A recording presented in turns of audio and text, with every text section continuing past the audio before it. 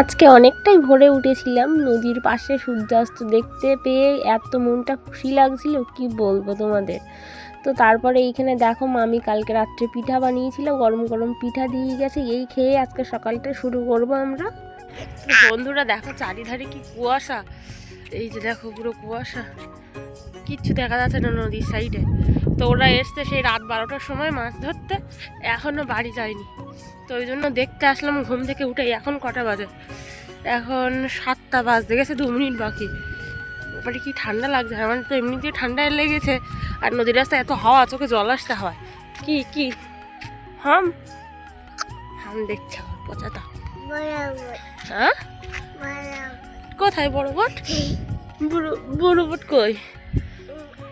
ওইটা বড় বট দেখাচ্ছে তোমাদেরকে, দাঁড়া দেখাচ্ছে আমি। আর ওর বাবারা ওইখানে এক্ষুনি এসে দেখলাম জাল তুলছে। মামা একটু নামো।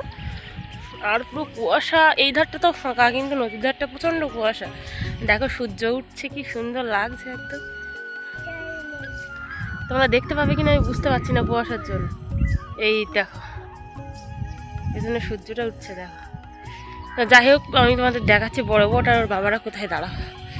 ওই যে দেখো একটা বোট দাঁড়িয়ে আছে না, আমার ছেলে ওইটাই দেখছে আর বলছে কি মাম্মা বড় বোট বড় বোট। আর ওর বাবারা কোথায় দেখাচ্ছি তোমাদেরকে, দাঁড়া। ওই যে দেখো ওর বাবারা, ওর বাবা, দাদা আর তরুণ, ওরা 3জন। এই যে মাছ, ওরা নদীর কিন্তু অনেকটা ভেতরে, জুম করেছি বলে বোঝা যাচ্ছে। এই যে কাছি টেনে এখন ওই জাল টালগুলো তুলছে, তুলে বাড়ির দিকে হয়তো আসবে, কী কী করবে আমি জানি না। আর অনেকটাই চর পড়ে গেছে দেখো, কারণ এইখানটা প্রায় মাঝখানের একটু আগে বলো ভুল, মানে কানার সাইডে কিন্তু জল থাকে অনেকটাই।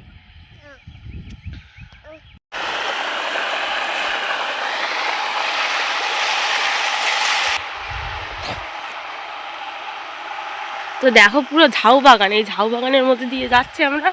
আর এই যে ওদের কাছাকাছি চলে এসছে এখন ওর বাবাদের। ওই যে দেখো নৌকা এখান থেকে পুরো পরিষ্কার দেখা যাচ্ছে। আর এই যে দেখো আজকে এখানে রাস্তা হচ্ছে, মানে নদীর রাস্তা করছে, ওই জন্য মাটি ফাটি সব খুঁড়েছে, কাদা।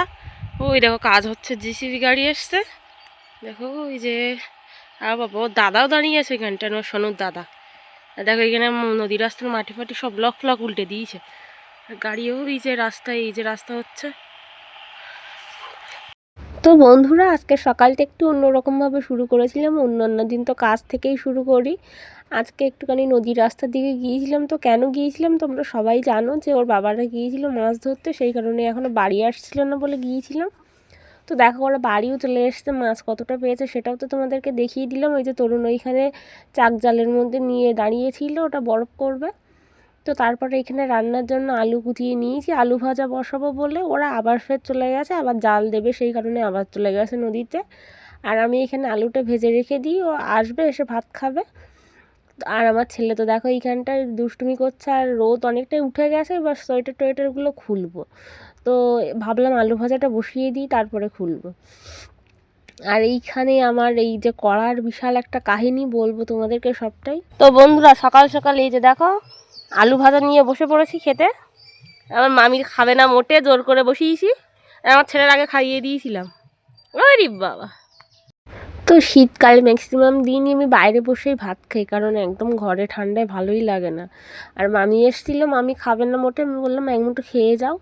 আলু ভাজা করেছি, তো আমরা দুজন খেয়ে নিয়েছি, আর আমার বরের জন্য রেখে দিয়েছি, আর সোনুর ঠাম্মা ঘরে খাচ্ছে। তো এখন দুজন মিলে খেয়ে নিই এখানে রৌদ্রে বসে। তো ঘর থেকে চেয়ার আনতে আর ভালো লাগছিল না, বাইরে এই যে জলের ড্রামটা ছিল এর উপরেই বসে পড়েছি। তো বাঙালিরা সবই পারে, তোমরাই জানো, এক্সপার্ট সব থেকে। আর আমার ছেলে দেখো তার মাঝখানে কী করলো, ছুটে গিয়ে ফোনটা নাড়িয়ে দিল। তো বাড়ি একটা বাচ্চা থাকলে এরকমই হয়, কি আর বলবো। আমি আর ক্লিপটা কাটিনি, তোমাদেরকে একটু দেখাবো দুষ্টুমি এই কারণেই। তো তারপরে এখানে বালিশগুলো একটুখানি রৌদ্রে দেবো, আজকে সব কিছু রৌদ্রে বার করব। মাঝে মধ্যেই রৌদ্রে বার করি সব কিছু, তেমনই আজকে একটু রৌদ্রে দেবো সব কিছু। তো তারপরে দেখো এই যে মামার গোলাপ ফুল গাছ, এই যে ওইগুলো সব রৌদ্রে দিয়ে টুকটাক কাচাকুচি যা ছিল হয়ে গেছে। এবার একটুখানি মানে মামিদের বাড়ির দিকে গিয়েছিলাম, গিয়ে দেখি মামার এখানে গোলাপ বাগান লাগিয়েছে, কি সুন্দর লাগছে বাগানটা। তো তারপরে সোজা বাড়ি এসে এই যে রান্নার প্রস্তুতি নিচ্ছি। তো বেগুনগুলো দেখো অনেকটাই শুকিয়ে গেছে, শিমগুলোও কিছু কিছু একটুখানি পচে গেছে। তো কি বলো তো, এই কদিন বাড়িতে জোন ছিল, ওই যে ধান রোয়া জোন, একদিন বাড়ি খাওয়া হচ্ছিলো একদিন মামাদের বাড়ি, ওই জন্য আর সবজিগুলো ঠিকঠাক খাওয়া হয়নি। তো ভাবলাম আজকে সব রকম সবজি দিয়ে মাছ দিয়ে রান্না করবো, ওই জন্য বেগুন আর এইখানে শিম আর মাছ আছে। এইখানে গিয়ে ওই যে চুনো মাছ, ওই নদী থেকে যে মাছ ধরে এনেছিল সেই মাছ, আর একটা কাঁকড়া নিয়েছি সোনুর জন্য। এই দিয়ে আজকে মানে এই চুনো মাছটা ভাজা করব। আর এইখানে আছে জাপানি পুঁটি মাছ, এই জাপানি পুঁটি মাছের ঝোল করব। এই যে সবজি কাটা হচ্ছে, শিম আলু বেগুন দিয়ে জাপানি পুঁটি মাছের সবজি করব একটা।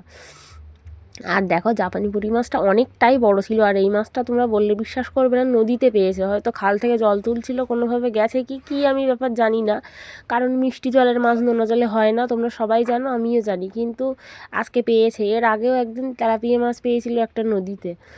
তো যাই হোক, এইখানে দেখো আমি চালটাও নিয়ে নিয়েছি, এখন চাল ধোবো, আর মাছ টাছগুলো কাটা হয়ে গেছে, মাছটা ভাজা বসিয়ে তারপরে যাব চাল ধুতে আর সবজি ধুতে। তো দেখো তেল গরম করে এখানে মাছটা দিয়ে দিয়েছি আমি, এখন মাছটা ভাজা হতে থাকবে, আর আমি যাব সবজি আর চাল ধুতে। আর হ্যাঁ, কড়ার কাহিনিটা বলি, সেদিনকার যে পিঠা বানিয়েছিলাম না গত পরশু, তো কড়াটা এতটা পুড়ে গিয়েছিল, পুরো কালো ভেতরটা, তো পুরোটা পরিষ্কার হয়নি, মানে একদিনে হবে না, ডলতে ডলতে আস্তে আস্তে হবে। আর সেইভাবে টাইমও দেওয়া হচ্ছে না, কড়াইটার পেছনে একটু টাইম নিয়ে ডললে এক দুদিনে পরিষ্কার হয়ে যাবে। আর একটা বড় কড়াই আছে, কিন্তু ওটা একটু টাইম বেশি লাগে, কারণ বড় কড়াই একটু গরম হতে টাইম লাগে, এটা একটু তাড়াতাড়ি হয়ে যায়, ওই কারণেই আজকে এটাই বার করলাম। কারণ এখন শীতকালে বোঝোই তো, বেলাটা অনেকটাই ছোট, মানে কাজ বাজ করে সেরে ওঠা যায় না সব দিক থেকে, আর রান্নাটা যদি ওই টিপির টিপির করে হয় আরোই দেরি, তো সেই কারণে এইটাই রান্না করে করে অভ্যস্ত, ওটাই আমরা রেখেছি। তো কড়াটা পরিষ্কার করব আজকালের মধ্যে, একটুখানি সময় নিয়ে ডলে কড়াটা পরিষ্কার করে ফেলবো। জানি দেখতে খুব অড লাগছে, কিন্তু এই কড়াটা তো পরিষ্কার ছিল, তোমরা তো সবাই দেখছো আমার ভিডিও, জানোই।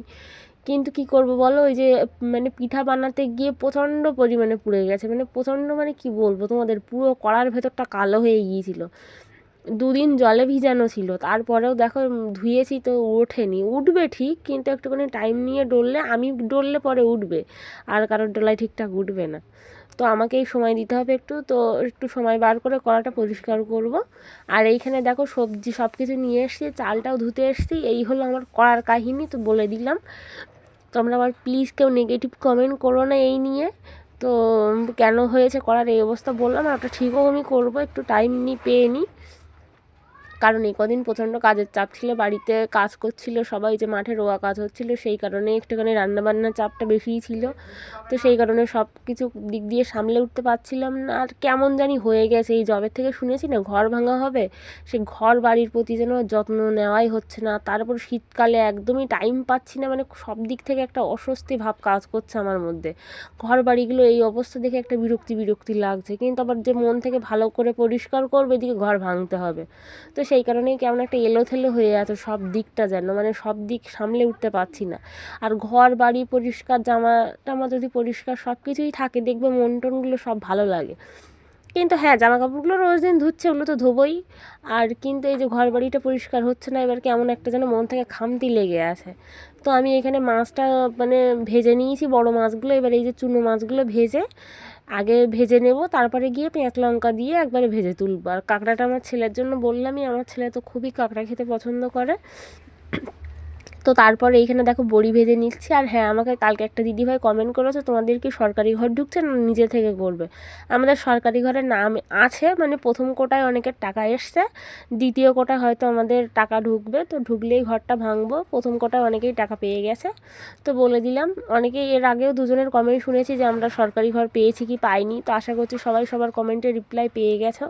অনেকেই বলেছো দিদিভাই তুমি রেগুলার ভিডিও দিও, হ্যাঁ গো অবশ্যই এবার থেকে রেগুলার ভিডিও দেওয়ার চেষ্টা করব আমি। তারপরে তোমাদের অনেকেই বলেছো আবার কালকের ভিডিওতে, নামগুলো আমার ঠিক মনে নেই, তো কি বলেছিলে একটা কমেন্টে যে দিদিভাই তোমার ভিডিওটা খুব ভালো হয়েছে, তোমার ভিডিও আমি রোজ দেখি, খুব ভালো লাগে, তুমি ভিডিও করা ছেড়ো না, এইভাবেই চালিয়ে যাও। তো থ্যাংক ইউ সো মাচ, তোমরা এইভাবেই ভালোবাসা দিও, আগে যেমন ভালোবাসা দিতে আমাকে, আগের মতো আবার সব কিছু মানে ফিরিয়ে আনার চেষ্টা করছি আমি আস্তে আস্তে। তো মাঝে কিছুদিন একটু এলোমেলো হয়ে গেছে সব দিক। আর দেখো এইখানটায় আমি ওই যে তরকারি মাছ ভাজা বসিয়ে দিয়েছি, মাছ ভাজা তুলে ওই যে তরকারিটা বসিয়ে দিয়েছি, শিম আলু আর ওই যে বেগুন একসাথে রান্না করব সেই সবজিটা। আর বসিয়ে যেহেতু গ্যাসে বসানো আছে, তো এইখানে এসেছি বিছানাটা ঠিক করে নিতে, মানে এই যে ঘরের বিছানা, আর বিছানাটা মানে সব কিছুই রৌদ্রে দেওয়া ছিল, সব তুলে নিয়েছি এক এক করে, তুলে এই যে বেডশিটটা পাতবো, পেতেই এখন বাইরের দিকে যাব, গিয়ে তরকারিটা নামিয়ে ছেলের চান দেবো, ব্যাস। তো তাই এই কাজগুলো সারতে সারতেই আমার রোজ দিন রান্না সারতেই 1টা বাজে। তো প্রচণ্ডই লেট হচ্ছে, ও সেই কারণে একটা অস্বস্তি কাজ করে সব সময়। তো দেখো এইখানে জামা কাপড়গুলো ছিল কিছু, আর এই বাটিটা ধুতে হবে। আমি মোয়া দিয়েছিলাম আমার ছেলেকে, আমার ছেলে তো খায়নি, আর আমার ছেলের জিনিস ওই ছেলের নাম করে আনা ওইভাবেই থেকে যায়, আমারও ঠিকঠাক খাওয়া হয় না। তো ওটা নষ্ট হয়ে গেছে, ওটা ফেলে দিতে হবে।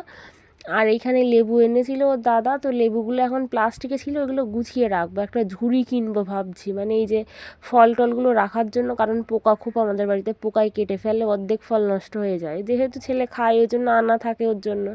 তো একটা ঝুড়ি কিনবো এবার, মানে বাইরে গেলে একটা ঝুড়ির খোঁজ নেবো আগে। এইখানে তাও কলকাতার দিকে ফেরিওয়ালা যায়, সব কিছু নেওয়া যায়, কিন্তু আবার আমাদের এখানে দোকানে যেতে হবে বাজারে তারপরে। আর এইখানে দেখো আমার মাছ ভাজা হয়ে গেছে, তরকারিও এইখানে কমপ্লিট। এবার খাওয়া দাওয়া করবো চান করে। ও আচ্ছা দেবো, দাঁড়া।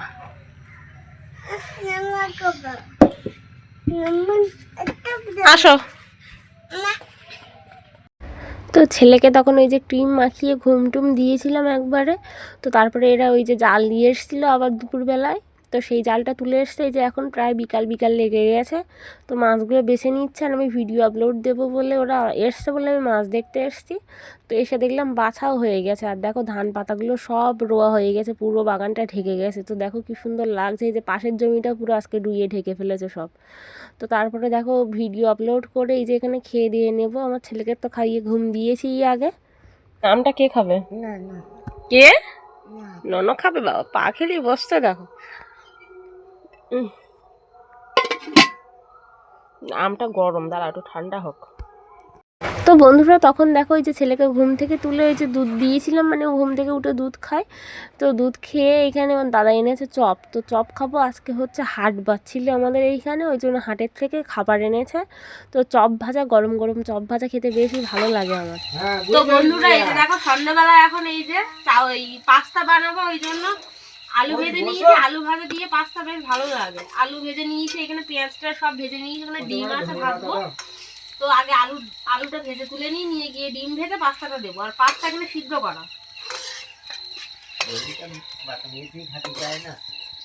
তো আমার মতো এইভাবে কে কে পাস্তা বানাও আমি কিন্তু জানি না, আমি আমার রেসিপি ট্রাই করি, আমি কারোর রেসিপি দেখিও না, কারোর কাছ থেকে শুনিও না, মানে আমার যেটা মনে ধরে আমি সেইভাবেই করার চেষ্টা করি, যে কোনো কিছুই, যে কোনো কাজ বলো। আর পাস্তাটা আজকে খেতে সত্যি অসাধারণ হয়েছিল। আর এই যে দেখো এখানে ডিম ভাজা করে নিয়েছি, ডিম ঝুরি ভাজা করে নিয়েছি, এখানে আলু ভাজা করে নিয়েছি, আর এই যে শুকনো লঙ্কা দিলাম ভেজে নিয়ে, এর মধ্যে দেবো পেঁয়াজ। তো পেঁয়াজটা একটু ভাজা ভাজা হয়ে গেলে তার মধ্যে পাস্তা দিয়ে এই যে ভেজে রাখা আলু ডিম সব কিছু দিয়ে নাড়াচাড়া করে নামিয়ে দেবো, হয়ে যাবে আমার পাস্তা। আর সত্যি এটা বিশ্বাস করো খেতে খুব ভালো হয়েছিল, যেহেতু ভয়েসটা পরে দিচ্ছি ওই জন্য তোমাদেরকে বলছি আমি। আর মামি এসেছিলো ফোন করতে, তো মামিকে বললাম একটু দেরি করো, একবার খেয়ে যাবে। তো মামি বসছিল না, আমি বললাম একটু দেরি করে, হয়ে গেছে আমার, একটুখানি দেরি করো। তো এই জন্য দাঁড়িয়েছিল এইখানে। আর দেখো এইখানে আমার ওই ভেজে রাখা পেঁয়াজ টেয়াজগুলো সব ভাজা হয়ে গেছে, এবার পাস্তাটা দিয়ে দিচ্ছি। আর এই যে ভিডিও এডিট করার সময় দেখছি না, খুব খারাপ লাগছে কড়াটা দেখে। তো বন্ধুরা আমার পাস্তা এখানে বানানো হয়ে গেছে, মামিকে দিয়েছি, মামি রান্না করবো বাড়ি গিয়ে। আর এই যে সবারটা ভাগ করে নিয়েছি আমি, ওই সবার গড়ে ছোট ছোট করে দিতে পারি না, একবারে ভাগ করে নিয়ে সবার আলাদা আলাদা বাটিতে দেবো এরকমই। তো এই যে দেখো সবারটা দিয়ে দিচ্ছি। তো এইখানে থালায় সব আগে আগে ভাগ করে নিয়ে সবাইকে বাটিতে আমি দিয়ে দিচ্ছি। আর হ্যাঁ, যেটা বলছিলাম, ওই যে ভিডিও করার সময় কড়াইয়ের ভেতরটা যখন এডিট করছি দেখছি খুব বাজে লাগছে যে এইভাবে তোমাদের সামনে দেবো, কিন্তু ভিডিও রেকর্ড হয়ে গেছে আমার আগে থেকে, ওটা কাটতেও মন চাইলো না, অনেকটা কষ্ট করে ভিডিও করতে হয়, তোমরা সবাই জানো। আর কড়াইটা তো ওই যে পিঠা করতে গিয়ে পুড়ে এমন পোড়া লাগছে কি বলবো তোমাদের, কাল পরশু আমি ঠিক এটা পরিষ্কার করে দেবো। তো যাই হোক, তোমাদের সাথে আবার দেখা হচ্ছে, এখন খেয়ে নিই। তো আমি আগে মামিকে বলছিলাম রিভিউটা দাও, মামি বলতে সুন্দর হয়েছে, তো আমারও খুবই ভালো লেগেছে। ধরো কি খেলে গোনে, আগে খেয়ে নাও। ভালো লেগেছে সন্টু? না বন্ধুরা, তোমরা আমার রোগ কম বেশি জানো, অর্ধেকের বেশি দিনে আমি ভিডিও এন্ড করতে ভুলে যাই। তো আজকেও তেমনই ভুলে গেছি। কালকে রাত্রে ওই যে পাস্তা খাওয়ার সময় লাস্ট দেখা হয়েছিল, আমার ছেলে এই যে পাস্তা খাচ্ছে আর বলছিল না কিতকিত খেলবে, তো সবার সাথে খেলতে যায়, তো এখন মানে সবাই যেটা করে এখন শিখে গেছে, তো যাই হোক, আজকে সকালবেলা এসেছি পরদিনকার ভিডিওটা।